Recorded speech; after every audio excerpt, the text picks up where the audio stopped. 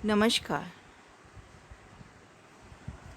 आज हम पढ़ रहे हैं औद्योगिक विकास के प्रतिरूप मॉडल्स ऑफ इंडस्ट्रियल डेवलपमेंट। इससे पहले भी हमने मॉडल्स ऑफ इंडस्ट्रियल डेवलपमेंट पढ़े थे। उसमें हमने कुछ मॉडल्स को देखा था। मैं मीनू वॉल्टर, समाजशास्त्र विभाग, सम्राट पृथ्वीराज चौहान राजकीय महाविद्यालय अजमेर। आज हम पढ़ रहे हैं एमए फाइनल का पेपर इंडस्ट्रियल सोशलॉजी में मॉडल्स ऑफ इंडस्ट्रियल डेवलपमेंट। इससे पहले भी हमने पढ़े हैं मॉडल्स, जिसमें हमने संपूर्ण मॉडल, अंतर उद्योग मॉडल, क्षेत्रीय मॉडल, समय विशेष मॉडल, दीर्घकालीन मॉडल और समष्टि विकास मॉडल। आज हम पढ़ रहे हैं पूंजीवादी प्रतिरूप। पूंजीवादी प्रतिरूप अनेक राष्ट्रों का एक प्रमुख मॉडल है, जैसे America, Canada, Japan, Brazil, Netherlands, Sweden, France आदि राष्ट्रों की जो अर्थव्यवस्थाएं हैं वो पूंजीवादी अर्थव्यवस्थाएं मानी जा सकती हैं।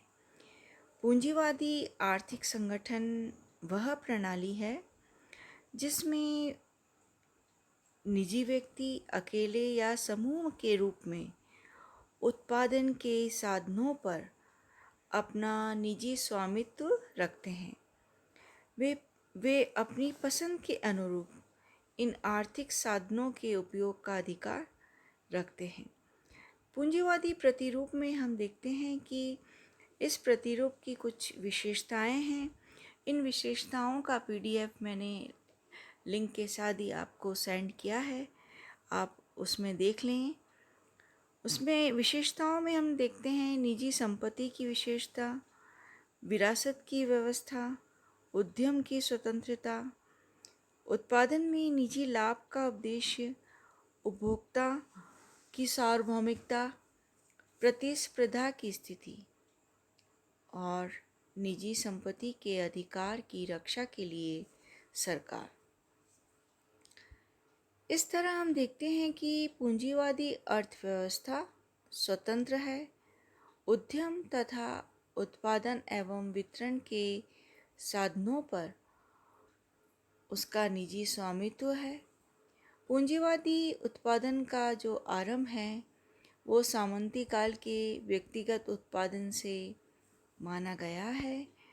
व्यक्तिगत उत्पादन के पश्चात धीरे धीरे मुनाफे के लिए उत्पादन किया जाने लगा, जिससे धीरे धीरे नवीन पूंजी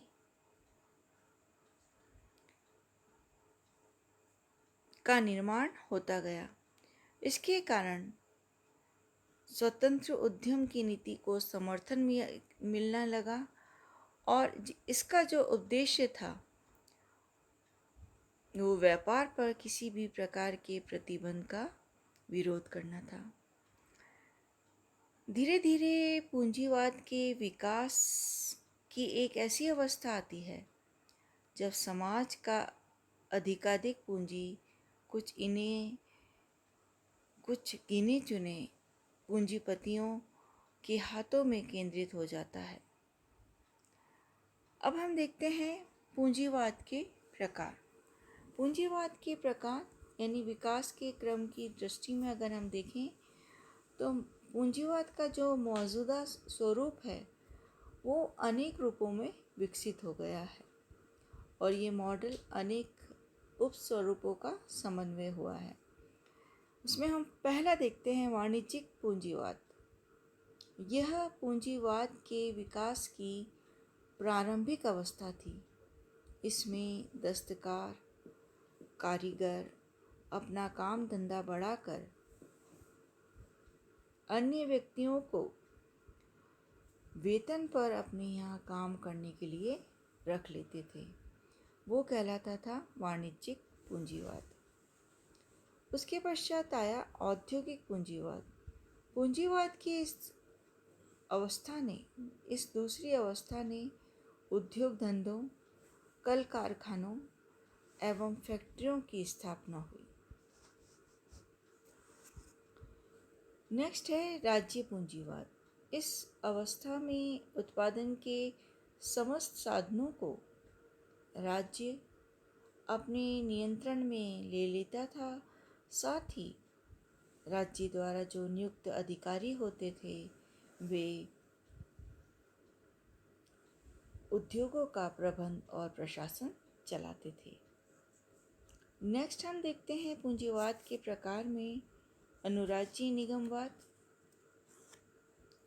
पूंजीवाद की इस अवस्था में उत्पादन के साधनों पर व्यक्तिगत स्वामित्व बना रहता है, किंतु उनका प्रबंध तथा प्रशासन राज्य द्वारा निर्मित नियमों के अनुसार होता है। इसका सर्वाधिक प्रचलन इटली के मुसोलियन काल में हुआ। इस प्रकार हम देखते हैं कि जो औद्योगिक विकास का जो प्रथम प्रतिरूप था वो पूंजीवाद प्रतिरूप था, और यह आज भी हमें देखने को मिलता है।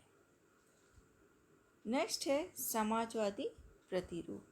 समाजवादी विचारधारा मूल में पूंजीवाद विचारधारा की विरोधी है। जहाँ समाज में जो प्रचलित परिभाषा में यहाँ समाजवादी वह आंदोलन आता है जो बड़े पैमाने के उत्पादन में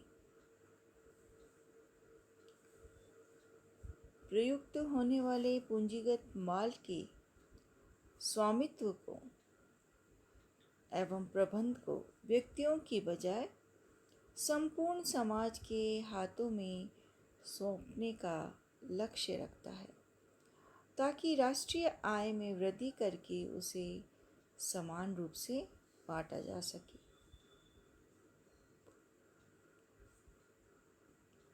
लेकिन इसमें यह ध्यान रखना पड़ता है कि ऐसा करने से व्यक्तित्व, आर्थिक प्रेरणा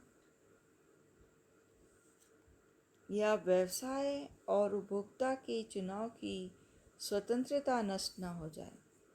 इसकी कुछ विशेषताएं इस तरह से हैं।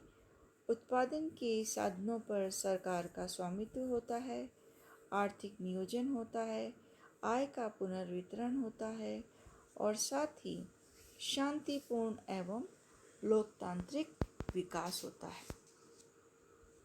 इस प्रकार हम देखते हैं कि समाजवाद मूल में पूंजीवाद का विरोधी है।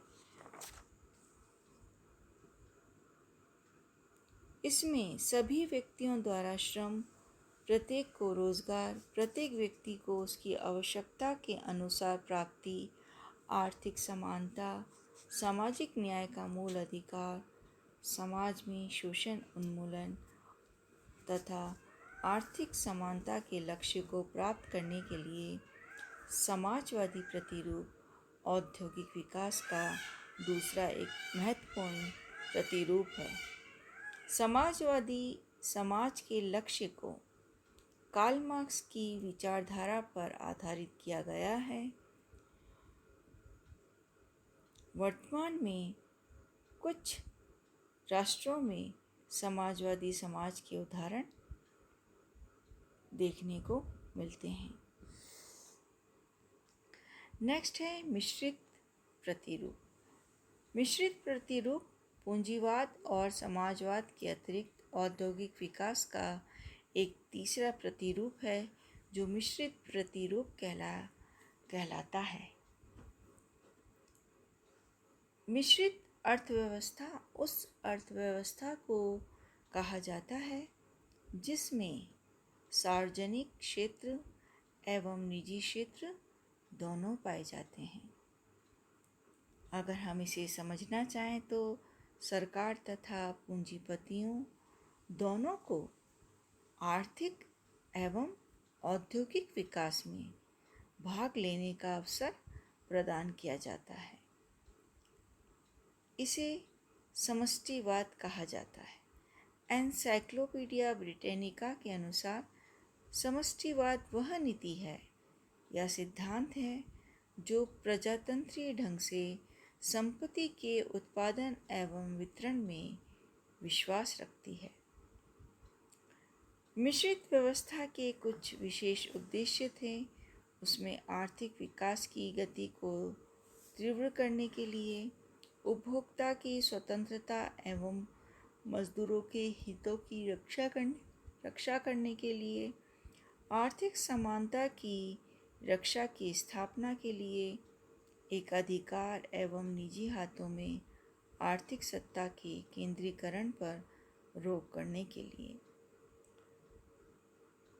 और निजी उद्यम अर्थव्यवस्था तथा नियोजन के मेल मिलाप से उत्पन्न होने वाली मिश्रित अर्थव्यवस्था के कारण संयुक्त क्षेत्र की अवधारणा से मजबूत होती है। मिश्रित अर्थव्यवस्था के कारण तो हम ये देखते हैं कि मिश्रित प्रतिरूप के अनुसार मिश्रित अर्थव्यवस्था वाले समाजों में व्यक्तिगत संपत्ति एवं उद्यम तथा उद्योग धंधे भी रहेंगे, लेकिन उत्पादन के प्रमुख साधनों पर राज्य या सरकार का अधिकार हो जाएगा। राष्ट्रीय उद्योग एवं उपक्रमों को राज्य द्वारा संचालित किया जाएगा और स्थानीय स्तर के उद्योगों का संचालन स्थानीय संस्थाओं के द्वारा किया जाएगा। तो इस तरह से आज हमने पढ़े पूंजीवादी प्रतिरूप, समाजवादी प्रतिरूप और मिश्रित प्रतिरूप। अगर आपको कुछ डिफ़िकल्टी आती है, कुछ समझ में नहीं आता है, तो आप व्हाट्सएप ग्रुप्स पे हमसे संपर्क कर सकते हैं। धन्यवाद।